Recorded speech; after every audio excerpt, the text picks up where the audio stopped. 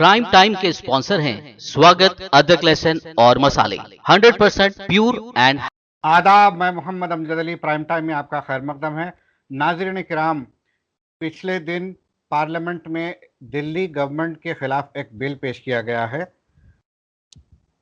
Government of national capital territory of Delhi amendment act 2021। और इस bill के मुताबिक गवर्नमेंट मींस एलजी, एलजी यानी कि लेफ्टिनेंट गवर्नर। हालांकि दिल्ली को यूनियन टेरिटरी से हटाकर पार्शियल स्टेटहुड दिया गया था, उसके बाद से असेंबली इलेक्शंस हो रहे हैं और मुतवातिर जो है, पहले कांग्रेस की हुकूमत थी, उसके बाद आम आदमी पार्टी की हुकूमत बनी। तब से लेकर अब तक दिल्ली हुकूमत और मरकज़ी हुकूमत के दरमियान हमेशा कुछ ना कुछ इख्तिलाफात और मौजूए बहस बातें होती रहती हैं। अब ये कि सारे पावर्स छीन कर एलजी को दे देना, ये कहाँ तक दुरुस्त है, इस बारे में हम आज गुफ्तगू करेंगे। हमारे साथ मेहमान मौजूद हैं मौलाना आज़ाद नेशनल उर्दू यूनिवर्सिटी के डिपार्टमेंट ऑफ पॉलिटिकल साइंस के डीन प्रोफेसर अफरोज़ आलम साहब, जो कि director of centre for study of social exclusion and inclusive policy भी हैं। अफरोज़ आलम साहब, आपका बीवीएन चैनल पर खैर मकदम है। बेहद शुक्रिया। हाँ जी जी। अफरोज़ आलम साहब, सबसे पहले मैं ये जानना चाहूँगा कि ये जो स्टेट गवर्नमेंट होती है और यूनियन टेरिटरी होती है, इसके दरमियान फ़र्क क्या है, ज़रा ये बताइए। देखिए, स्टेट और यूनियन टेरिटरीज में ये है कि कुछ टेरिटरीज ऐसी हैं, जब आप डिवीज़न फेडरल स्कीम बना रहे थे अब अपने काम, वक्त ये था कि कुछ प्रिंसली स्टेट्स थे, कुछ ऐसे स्टेट थे जहाँ पर एक स्पेशल दर्जा होता था। उसमें ये कहा गया कि कुछ स्टेट, कुछ इलाके ऐसे हैं हिंदुस्तान में की तारीख ऐसी है और उनकी हिंदुस्तान के सियासी मामलात में अहमियत ऐसी है कि उसको एक स्पेशल दर्जा दिया जाए, उनको फुल जो है रियासत या सूबे का हैसियत हासिल नहीं होगा।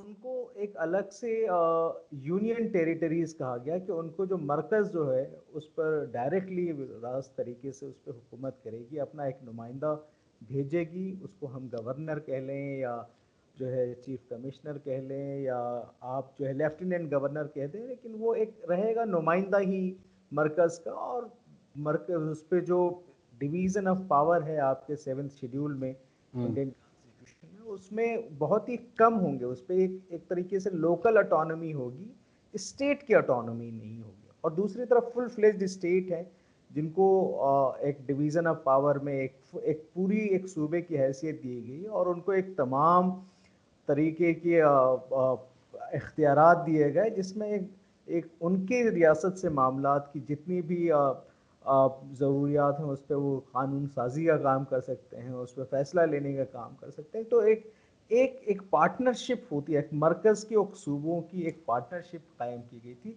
जो दोनों सूबों के अपने अपने एक फुल हैसियत के दरमियान थे। तो एक स्टेट कहा गया जिसको एक पूरा एक अलग से ही एक सियासी यूनिट है, एक पॉलिटिकल यूनिट है, इंडिपेंडेंट यूनिट है, जो स्टेट के साथ एक रिश्ते में कायम रहता है। ठीक है, ठीक है। तो जब दिल्ली को 1993 में गालिबन यूनियन टेरिटरी से हटाकर स्टेटहुड दिया गया था, तो अब क्या स्टेट गवर्नमेंट को इख्तियारात क्या क्या हासिल हैं? देखिए, दिल्ली का एक तो पहले हमें ये समझना होगा कि केस बहुत ही अलग है।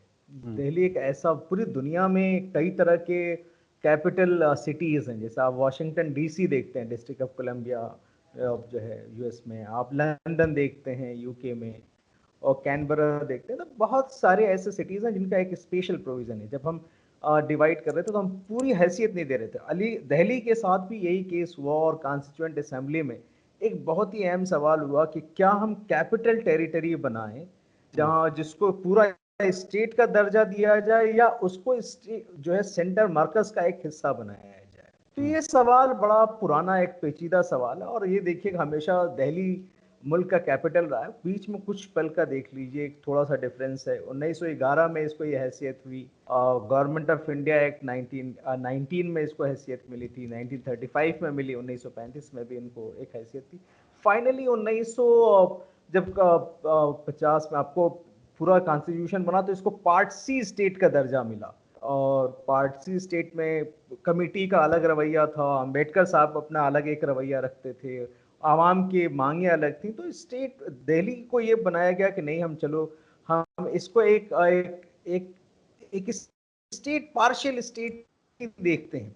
तो वहां पर भी एक लेजिस्लेटिव असेंबली कायम की गई, और पहले सीएम है ब्रह्म प्रकाश। तो उनकी भी लड़ाइयाँ और सेंटर उसी दौरान डे वन से एक है ये सेंट मरकज और दिल्ली के साथ एक बड़ा एक मामला रहा है। हमेशा से लड़ाइयाँ रही हैं। 1955 में रिजाइन कर देते हैं ब्रह्म प्रकाश इस सब इश्यूज में।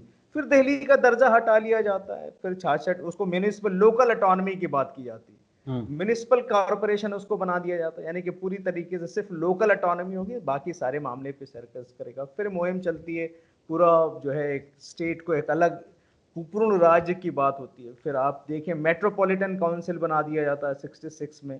फिर फाइनली आपको जो है 91 में आपके जो एक्ट आता है, उसमें काफ़ी 69th अमेंडमेंट आते हैं। 69th अमेंडमेंट के तहत उसमें बदलाव आता है। फुल फ्लेज एक दिया गया कि नहीं, एक लेफ्टिनेंट गवर्नर लोग होगा, एक इलेक्टेड लेजिस्लेचर होगा, यानी कि एक पार्शियल स्टेट का दर्जा जो है दिल्ली को हासिल हो जाता 1991 में बहुत सारी मुहिम के तहत। अभी तो एक पार्शियल स्टेट है और बहुत सारी यूनियन टेरिटरीज से अलहदा है, इसकी एक अलग पहचान है, आइन में भी एक अलग पहचान है, उसके लिए एक अलग से प्रोविजन। तो ये है आपकी दिल्ली की सिचुएशन। तो ये 1991 में आपने बताया कि अमेंडमेंट आया, उसके बाद से पार्शियल स्टेटहुड दिया गया। तो उसके तहत जो कवानीन बनाए गए थे और जो अब तक चल रहे थे, उसमें क्या फॉल्ट है, क्या नकायस है जो फिर अमेंडमेंट की जरूरत पड़ गई? नहीं, अमेंडमेंट की जरूरत ये कि एक हमेशा आप देखेंगे कि जो एलजी हैं दिल्ली की, वो एक हमेशा एक टसल तो रहता ही है जो है सीएम के साथ, चीफ मिनिस्टर के साथ। एक इलेक्टेड लेजिस्लेचर है जिसको आवाम मुंतखब करती है, एक सीएम बनाती है। सीएम जो है कलेक्टिवली उसकी पूरी वजारत के साथ जिम्मेदार है वहाँ के लिए असेंबली को लेकर के। और फिर एलजी आते हैं, वो एलजी कहते हैं कि जितने भी आप फैसला लें, आपका कैबिनेट फैसला ले या कोई भी चीज़ों को अमल में आप लाना चाहते हैं या कोई भी कानून साजी का काम असेंबली करना चाहती है, तो पहले आप हमारा ओपिनियन ले लें। तो एक सवाल ये होता था कि एलजी मतलब गवर्नमेंट कौन है दिल्ली का, एक पहला सवाल होता था। गवर्नमेंट का मतलब लेफ्टिनेंट गवर्नर। तो यही एक सवाल है। वहां पर एक इलेक्टेड लेजिस्लेचर है जिसको आम जनता ने चुन करके भेजा, वो कहती है कि गवर्नमेंट का मतलब वी, और वहां पे एक टसल होता है गवर्नमेंट का मतलब कौन, एलजी। तो आपको कोई भी ऐसा काम नहीं कर सकते हैं जो एलजी के बिना। तो एक सवाल यह है कि गवर्नमेंट कौन सा है, ये हमेशा सवाल रहा। 2016 में यह मसला हाई कोर्ट के पास गया, और हाई कोर्ट का अब जो है दिल्ली हाई कोर्ट ने यह फैसला दिल्ली गवर्नमेंट के अगेंस्ट में दिया था, जिसमें कहा था कि नहीं, गवर्नमेंट का मतलब लेफ्टिनेंट गवर्नर। तो स्टेट को हमेशा कोई भी फैसला लेने से पहले गवर्नर की रजामंदी का होना या उनके मशवरे का होना जरूरी है। गवर्नर बाउंड नहीं है आपके एड एंड एडवाइस पे। दूसरे सूबे में यह है कि कोई भी जो है गवर्नर अपना आज़ादाना फैसला नहीं ले सकता। गवर्नर का फैसला मतलब मशवरा होगा वहाँ के जो है काउंसिल ऑफ मिनिस्टर्स का। वो दिल्ली के केस में नहीं होता था, तो इसके अलग से प्रोविजंस थे। तो यही हुआ कि गवर्नमेंट का मतलब कौन, लेफ्टिनेंट गवर्नर, जिसको 2018 में सुप्रीम कोर्ट के 5 बेंच कॉन्स्टिट्यूशनल बेंच बनी थी। दीपक मिश्रा, वो जस्टिस दीपक मिश्रा थे उसकी चेयरमैन। उन्होंने कहा था कि नहीं, there is a clear cut division of power. 4 चीजें हैं जिस पे दिल्ली गवर्नमेंट और दिल्ली की असेंबली फैसला नहीं ले सकते। तो पब्लिक ऑर्डर लेके आए, पुलिस लेकर के आए, इस तरह के जो है जो सर्विसेज लेके आए। तो इनके बारे में ये कहा गया कि नहीं, वहाँ का लैंड से रिलेटेड कोई फैसला हो या पब्लिक ऑर्डर से लेकर के कोई फैसला हो, पुलिस का मामला हो, सर्विसेज को, इस मामले में इख्तियारात वहाँ की असेंबली को नहीं है, वहाँ कैबिनेट को नहीं है। इन मामलों के अलावा जो भी फैसले हैं वो जो है वहाँ की असेंबली ले सकती है, वहाँ का कैबिनेट ले सकता है। उसके लिए एलजी का मशवरा लेना लाजमी शर्त नहीं। तो ये 2018 का कॉन्स्टिट्यूशन बेंच का जजमेंट है। जी हाँ। इसमें जिसको ये अभी नया जो अमेंडमेंट आ रहा है उसमें तरमीम की कोशिश हो रही है, जिसको यही कोशिश है कि जो 2016 का जजमेंट है हाई कोर्ट का उसी को लाया जाए उस जो है आइन में, और जो आपकी जो एनसीटी का जो एक्ट है अमेंडमेंट वो 91 का, उसमें बदलाव ला करके एक नए तरीके का ये हो जिससे कंफ्यूजन क्लियर हो। आपने बताया कि 4 चीज़ें ऐसी है जो दिल्ली गवर्नमेंट फैसला नहीं ले सकती, वो सेंटर का या एलजी का मामला है। वो 4 चीज़ें कौन कौन सी है? वो पब्लिक ऑर्डर है, पुलिस का मामला पुलिस है जी, लैंड है जी, और सर्विसेज का मामला है, और एक चीज़ सर्विसेज का मामला है सर्विस। ओके, तो ये 4 के अलावा अब जिस तरह से ये लोग डेवलपमेंटल एक्टिविटीज़ कर रहे हैं, जिससे ऑपोजिशन को काफ़ी परेशानी हो रही है, क्योंकि पूरे इंडिया में डेवलपमेंट बेस्ड पॉलिटिक्स नहीं हो रही है, religious based polarisation based politics हो रही है। कोई ना कोई इशू जगाओ और जो है लोगों को पोलराइज करो और मैक्सिमम वोट बटोरो और हुकूमत पे कब्जा करके बैठ जाओ। वहाँ पे दिल्ली में एक ऐसा मॉडल है कि एक मिसाली स्कूलिंग कायम की गई, हेल्थ सेंटर्स कायम किए गए और पानी फराहम किया गया। जो शेल्टरलेस लोग हैं उनको जो है शेल्टर फराहम किया गया। इतनी अच्छे अच्छे एक्टिविटीज़ हो रहे हैं वहाँ पर। तो हर बार एलजी को बताना और ये करना, तो ये क्या डेवलपमेंट में ऑब्स्ट्रक्शन तो नहीं है? नहीं, नेचुरली कि देखिए आप जब ये अमेंडमेंट आएगा, ये अमेंडमेंट इस तरह का अमेंडमेंट है और इसके जो है अब मुस्तकबिल के भी असरात हैं और सिर्फ हाल के असरात नहीं हैं। आप देखेंगे कि इसमें जो कानून है उसमें जो तरमीम आएगी उसके असरात जो है, जो आपके जो आइन का जो प्रोविज़न है 239 ए जो डील करता है और 239 बी ये जो आर्टिकल्स हैं इन पे भी असर डालेगा। और इसका ये मामला ये है कि दिल्ली सरकार जो है कोई भी फैसला आज़ादाना तौर से नहीं ले सकती, उसको एलजी को कॉन्फिडेंस में लेना ज़रूरी है। लेफ्टिनेंट गवर्नर को लेना जरूरी है, क्योंकि गवर्नमेंट का मतलब दिल्ली गवर्नमेंट जो पॉपुलर असेंबली है या वो लोग हैं वो नहीं हो सकता। दिल्ली गवर्नमेंट का मतलब एलजी है, लेफ्टिनेंट गवर्नर है, तो इसलिए उनका कॉन्फिडेंस जरूरी है।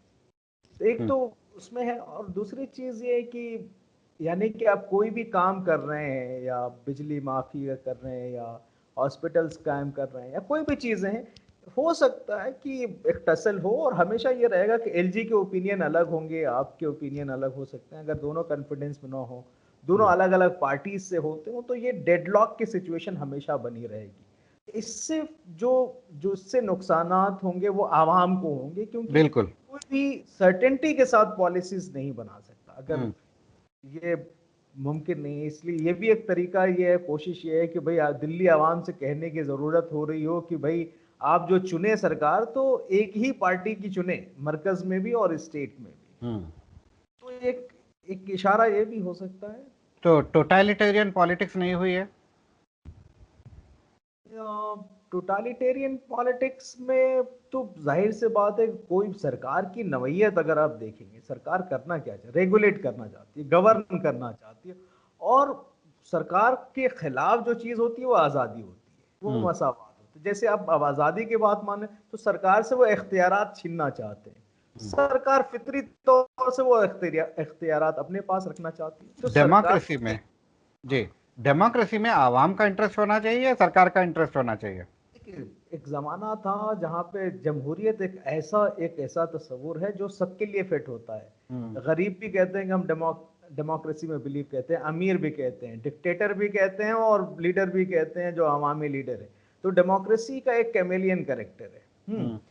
तो सब अपना अपना इसे अप्रोप्रिएट करते हैं। तो मुझे ये लगता है कि डेमोक्रेसी का जो तस्वुर था वो कहीं ना कहीं वो गुम होता जा रहा है, कि एक फ्री एंड फेयर निज़ाम हो और एक इंसाफ, एक समाजी इंसाफ का मामला हो, आवाम के पास कंट्रोल हो और आवाम को लेकर के हुक्मरान जिम्मेदार हो और आवाम सवाल कर सके। अब सवाल ये है कि एक डेमोक्रेसी वो जो निज़ाम था वो एक सिर्फ तरीकाकार हो गया है, मेथड बन गया, कि इसके जरिए जब आवाम की रजामंदी तो हासिल कर ली जा रही है कि भैया हुक्मरान कौन होगा, और जैसे ही वो लेजिटिमेसी मिल जाती है तो वो किसी खास तबके के लिए, किसी खास खानदान के लिए, किसी खास बिजनेस गिरोह के लिए, किसी खास नजरिए के लिए काम करने लग रही है। तो एक एक डेमोक्रेसी का जो जज्बा था वो कहीं ना कहीं कंप्रोमाइज हो रहा है। जी, डेमोक्रेसी का जज्बा कॉम्प्रोमाइज़ हो रहा है। लोग ये कह रहे हैं अब जो मौजूदा हुकूमत है वो डेमोक्रेटिक डिक्टेटरशिप, इलेक्टेड डिक्टेटरशिप है। इस बात से आप किस हद तक मुत्तफिक हैं? देखिए, अब जो है, एक तो मैं जजमेंट पास नहीं करता क्योंकि हम लोग जो है अब एक एनालाइज करते हैं, हम ऑडिट करते हैं, जी। हम पॉलिसीज, क्योंकि हम तो तालिबे इल्म हैं सियासियात के, तो हमारे लिए चीज़ें होती हैं कि कोई एक स्टैंडर्ड लेके चलना कि इस ज़माने में काफ़ी ज़्यादा जमहूरियत मजबूत थी और आज आज कमज़ोर है।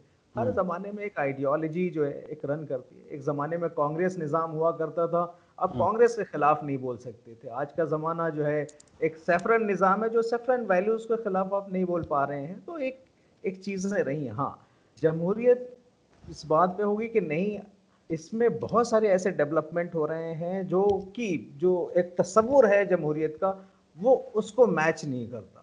तो मैं उस चीज़ों से कहता हूँ कि नहीं, जो है सरकार को आवाम को लेकर के काफ़ी जिम्मेदारी होनी चाहिए और आवाम को इस बात का इख्तियार होना चाहिए कि वो सवाल पूछ ले। अगर वो सवाल पूछता है तो जो इदारे हैं वो इस तरह से काम ना करें कि उनको लगे कि ये एकदम पूरी तरीके से तासुबाना है और एक एक जो है उस आज़ाद जो है एक जो शहरी है उसको उसको जंजीरें पहनाने का काम कर रही हैं। ये नहीं होना चाहिए। और इसी वजह से सारी दुनिया को लग रहा है कि, और मुझे भी ऐसा लग रहा है, कहीं ना कहीं रूल ऑफ लॉ एक कंप्रोमाइज हो रही है। कहीं ना कहीं हम इदारों को आइडियोलॉजी के नज़र से, एक चश्मे के नज़र से ज़्यादा देख पा रहे हैं।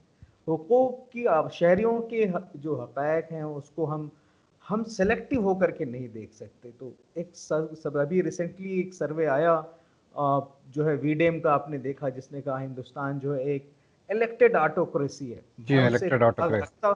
मैं उसे इत्तेफाक रखता हूँ या नहीं रखता हूँ, लेकिन एक सवाल खड़ा कर रहा है कि ऐसा किसी इदारे को इतना इस हद तक ये हिम्मत कैसे हो रही है कि वो आपको एक शिनाख्त दे रहा है जो आपके जज्बे के खिलाफ है।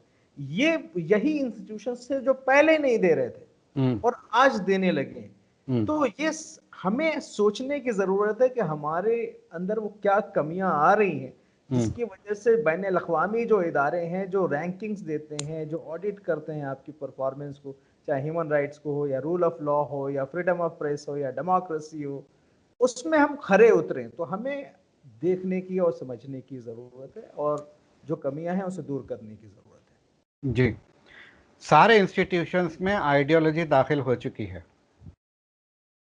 हर कोई अपनी अपनी जिम्मेदारी नहीं निभा पा रहा है क्योंकि दे आर इन्फ्लुएंस्ड। ऐसे में अब सुप्रीम कोर्ट 2018 में कह चुका है कि हुकूमत सीएम की होगी। फिर 2 साल नहीं गुजरे, आप उसको ओवरटर्न करना चाहते हैं, उसके खिलाफ कानून बनाना चाहते हैं। तो किसी न किसी से सवाल पूछने वाले को खामोश किया जा रहा है या फिर अपने हमख्याल बनाया जा रहा है। तो ऐसे में तो एक्सटर्नल एजेंसी लबकुशाई करेंगे ही। तो जी जी, हम एक चीज़ हमें हमेशा याद रखनी चाहिए कि हम जो कुछ भी कर रहे हैं उससे कोई ना कोई देख रहा है। बिल्कुल। अगर कोई देख रहा है तो अपना नज़रिया भी कायम कर रहा है आपके बारे में, और हम पूरी तरीके से एक एक तरफा सोच करके अपनी ज़िंदगी नहीं चला सकते। हम ये कह सकते कि हमें फ़र्क नहीं पड़ता। हम अलहदा एक मुल्क नहीं है पूरी दुनिया में, 200 ममालिक हैं इस वक्त, उनके दरमियान हमारा एक आज़ाद मुल्क है और वो 200 मुल्क जो हैं, वहाँ के लोग, वहाँ के इदारे भी हमें देख रहे हैं। तो हमें सोचने की ज़रूरत है कहीं ना कहीं कि क्या ऐसी गलत हो रही है। हो सकता है कि हुकूमत का वो सोच ना हो, लेकिन चीज़ें इस तरह से एग्जीक्यूट हो रही हैं, ऐसा लगने लगा है कि वो चीज़ें हो रही हैं। तो अगर दूसरे इस तरह के सवाल खड़ा कर रहे हैं तो वो सवाल पूरी तरीके से बेमानी नहीं हो सकते। बिल्कुल।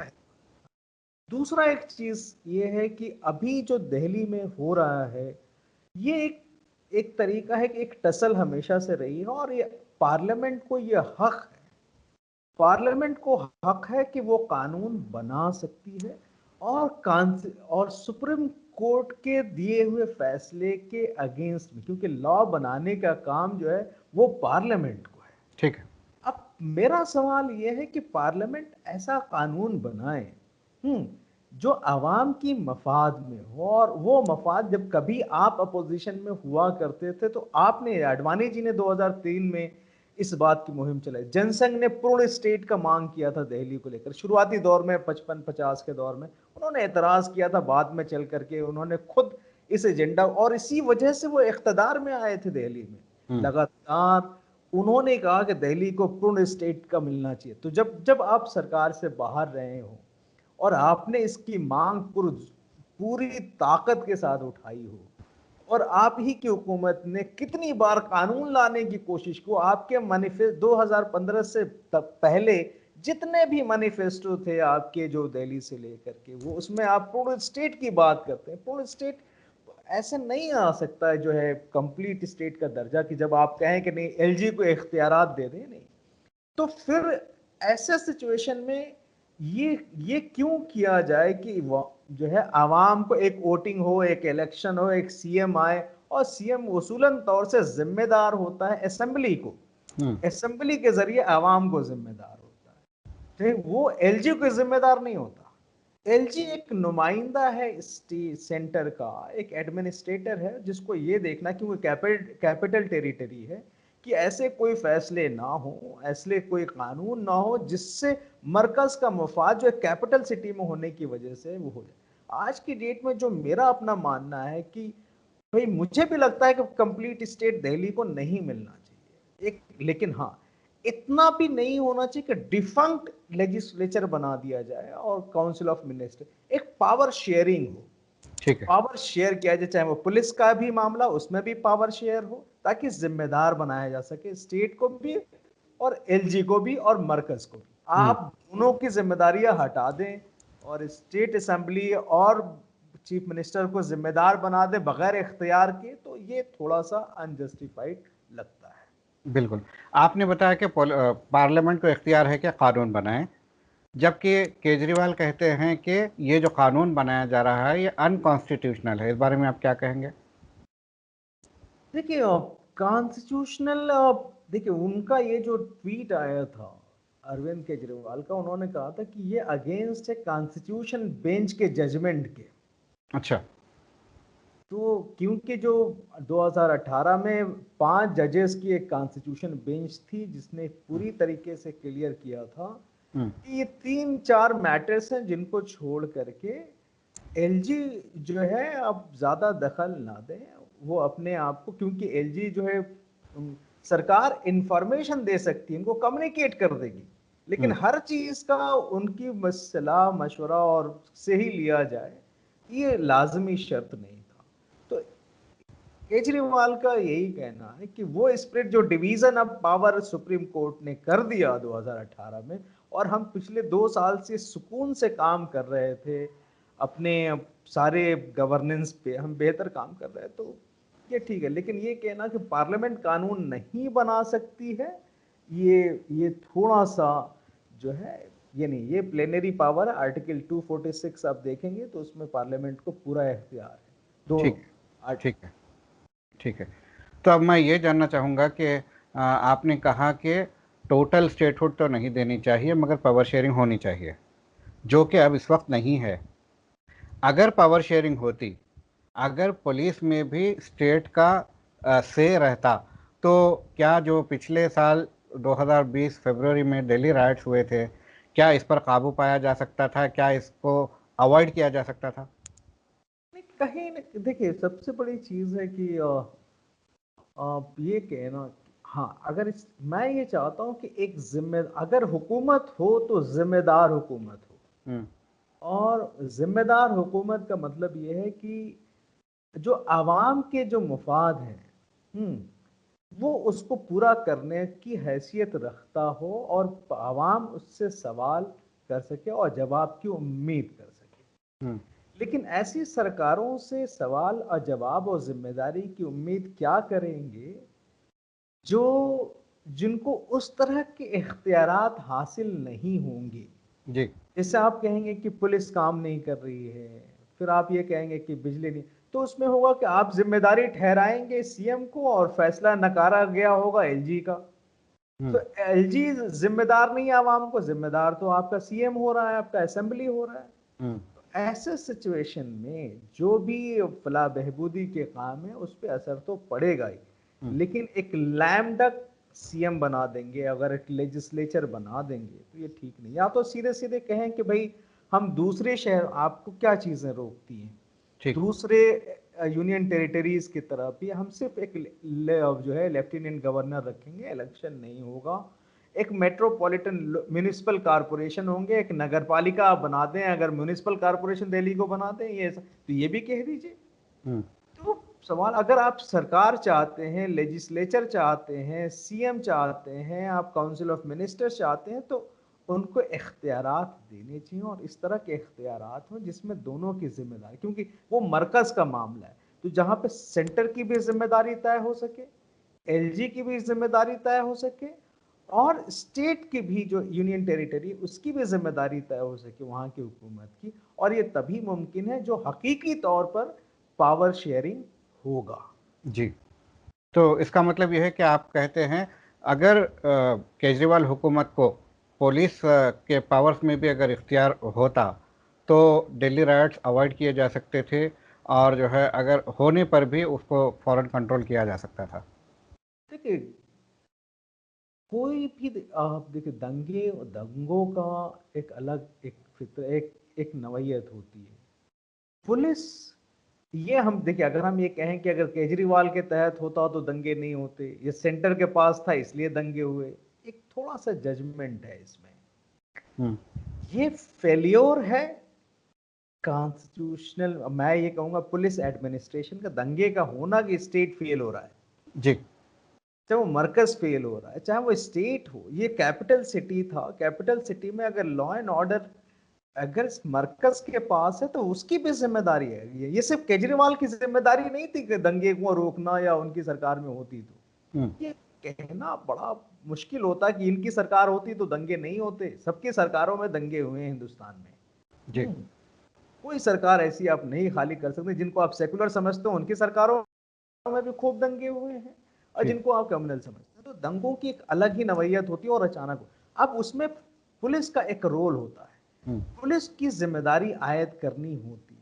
अब सवाल ये है कि स्टेट के पास होता और सेंटर के पास होता, इसमें पावर शेयरिंग होती कुछ इलाकों में, तो इसमें दोनों एक दूसरे को चेक एंड बैलेंस कर पाते। हम्म, तो ये मुमकिन था कि जहां पर ये लगता है कि फिक्स करना कि इस पुलिस वाले पे कंप्लेंट आ रही है, क्योंकि स्टेट गवर्नमेंट की जिम्मेदारी स्टेट के लोगों के साथ है, जी। उसको इलेक्शंस के लिए जाना है, उसको भी जाना है, तो कम हम्म, से कम इतना तो होता कि चेक एंड बैलेंस, जहां सेंटर कर रहा होता वह स्टेट आ जाता, और स्टेट दोनों उसमें होता कि नहीं हम पूरी तरीके से इस पे हम चेक एंड बैलेंस कर सकें और चीजों को रोक सकें, तो हो सकता है। और दोनों मुमकिन थे। हमसे जुड़ने का बेहद शुक्रिया। जी जी, जी। बिल्कुल, बहुत शुक्रिया अमजद साहब। तो नाजरीन, ये थे जनाब प्रोफेसर अफरोज़ आलम साहब। ये बता रहे थे कि हालांकि पार्लियामेंट को कानून बनाने का इख्तियार है, मगर इस तरह से भी आप दिल्ली गवर्नमेंट नहीं चला सकते कि लेम डक सीएम हो।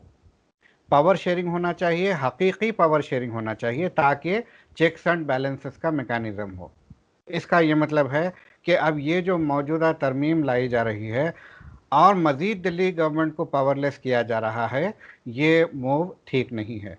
अब देखना यह है कि ये बिल पास होता है या नहीं। अगर पास हो जाता है तो किस तरह से दिल्ली गवर्नमेंट उसको रिएक्ट करती है। ऑलरेडी उन्होंने जंतर मंतर पर धरना देने का ऐलान कर दिया है। तो अब देखते हैं आगे हालात किस तरह से चेंज होते हैं। अगले एपिसोड तक के लिए हमें दीजिए इजाज़त। शब बखैर।